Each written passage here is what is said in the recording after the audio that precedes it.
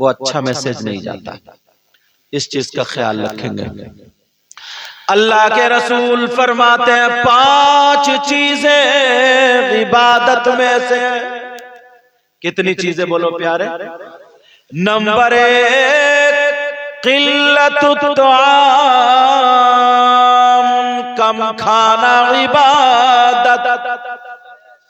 کیا کرنا بولو؟ اور آج شادی کا موقع ہے، اس میں کھانے کا نمبر آیا تو ایمانداری سے بتائیو، یہاں تو سر ہلا رہے ہو، وہاں کم کھانا سنت ہے. ڈونگے کے سامنے کیا کر رہے ہو؟ مگر سنو آگے سنو، آقا فرماتے ہیں قلت الطعام، کم کھانا عبادت. اگر 2 لقمے کم کھاؤ گے تو نماز میں کاہلی نہیں ہوگی، سستی نہیں ہوگی. نماز پڑھو گے بیمار کم ہوگے. نمبر 2 آقا فرماتے والقعود فی المسجد، مسجد میں بیٹھنا عبادت. او لوگوں، چوراہوں پر بیٹھ کر کے جھوٹ بولنا، تیری میری غیبت کرنا، چغلی کرنا، ادھر ادھر موبائل چلانا. 5 وقت کی نماز فرض ہے مرد عورت مسلم عاقل بالغ پر.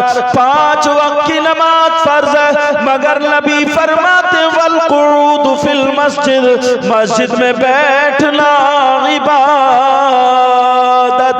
علامہ زمخشری لکھتے ہیں اگر کوئی اللہ کا بندہ مسجد میں جا کر کے بیٹھ جائے، خالی بیٹھے رہے، کچھ بھی نہیں پڑے، تو بیٹھنے کا اتنا ثواب جتنی سانسیں لے گا، ہر سانس پر اللہ تعالیٰ اسے 400 نیکیاں عطا فرمائے گا. بغیر پڑھے اتنا ثواب ہے، اور جب پڑھو گے تو کتنا ثواب ملے. مسجد جاتے ہو؟ بولو نا. کم بولنا، اس کا مطلب 5 وقت میں کم جاتے ہو. جمعے کو جاتے ہو. ہمارے یہاں نا بعض مولانا بھی ایسے ہی ہے، بس ایک نعرے میں جنت پہنچانے کی باتیں کرتا ہے.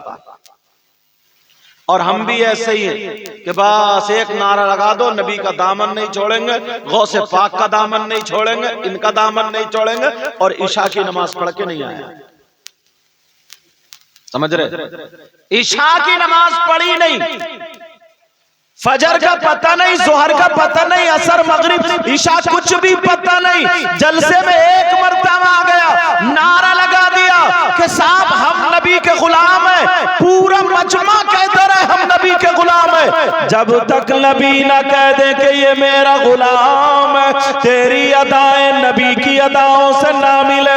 غلام وہ نہیں ہوتا جو کپڑے پھاڑ لے، غلام وہ نہیں ہوتا جو کود کود کے نعرے لگائے جھوٹے، بلکہ غلام وہ ہوتا ہے اگر کھائے تو اس کے کھانے کی ادا بولے نبی نبی، اس کے پینے کی ادا بولے نبی نبی، اس کے چلنے کی ادا بولے نبی نبی، اس کے سونے کی ادا بولے نبی نبی، اس کی ہر دھڑکن بولے نبی نبی. تب ہے وہ غلام.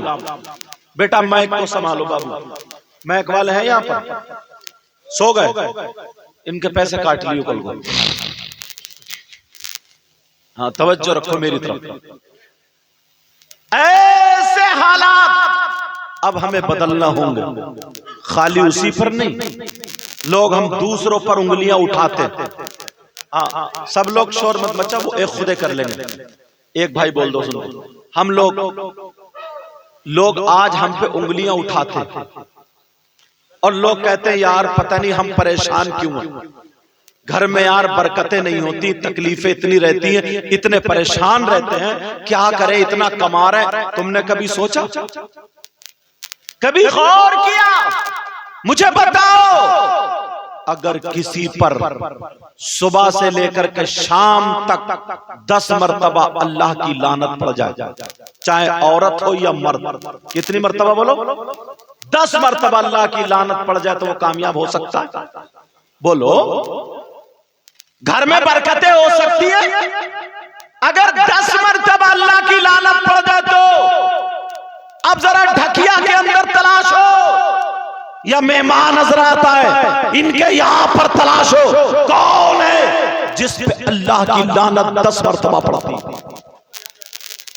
ڈھکیا میں مشکل سے ایک آدھ گھر ایسا ہوگا، گارنٹیڈ بتا رہا ہوں، دعویٰ کر رہا ہوں تو دلیل بھی دوں گا، تمہیں خیالی پلاؤ پکا کے ایک دم ڈائریکٹ جنت میں نہیں بھیجوں گا، پہلے ایک مرتبہ گریبان میں جھانکنا پڑے گا، دیکھنا پڑے گا۔ ڈھکیا نام ہے نا اس کا، ڈھکیا کے اندر مشکل سے عورتوں میں ایک آدھ ایسی ہوگی جس پہ کم سے کم 10 مرتبہ اللہ کی لعنت نہ پڑتی ہو۔ کبھی بچے ہو اس سے؟